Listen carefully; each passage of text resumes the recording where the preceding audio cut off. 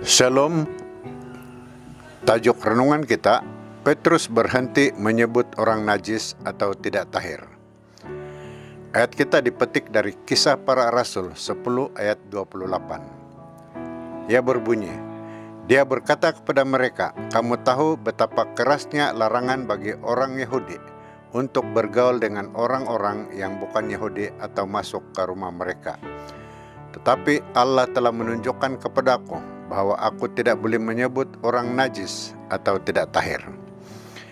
Petrus ialah seorang nelayan dari Laut Galilea dan mungkin tidak mempunyai minat sama sekali untuk pergi ke pejabat pos tempatan untuk memohon paspor. Faktanya adalah sangat sedikit orang yang mengembara jauh pada zaman itu dan individu pada asasnya dilahirkan, menetap dan meninggal dunia di bandar yang sama di mana mereka membesar.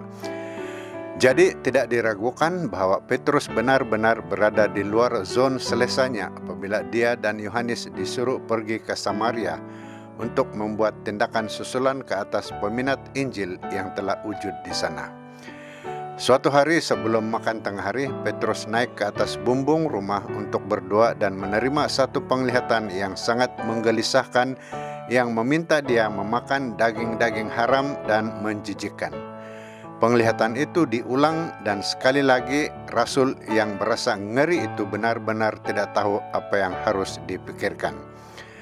Sementara itu beberapa hamba dari Cornelius telah dikirim untuk mengambil Petrus dan membawa dia ke rumah tuan mereka supaya Rasul Agung itu boleh mengajar Alkitab kepada mereka.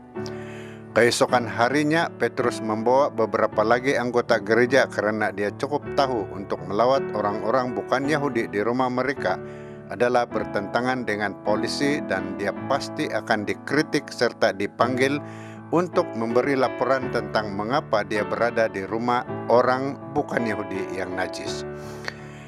Sedang penonton yang dikasihi Tuhan, sama seperti kisah pertobatan Saulus.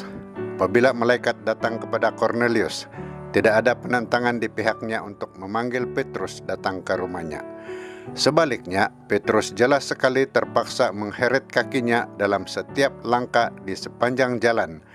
Walaupun dia ragu-ragu, namun Roh Kudus datang dan memberkati orang-orang bukan Yahudi itu, dan dengan itu memberi isyarat kepada gereja bahwa Tuhan juga tahu menggabungkan semua orang ke dalam persekutuan umat-umat yang percaya. Semoga Tuhan membuka hati kita kepada pimpinannya dalam kesaksian kita kepada orang lain. Mari kita berdoa.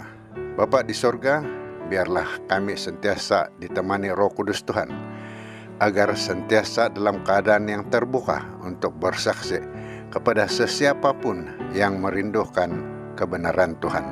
Dalam nama Yesus kami berdoa. Amin.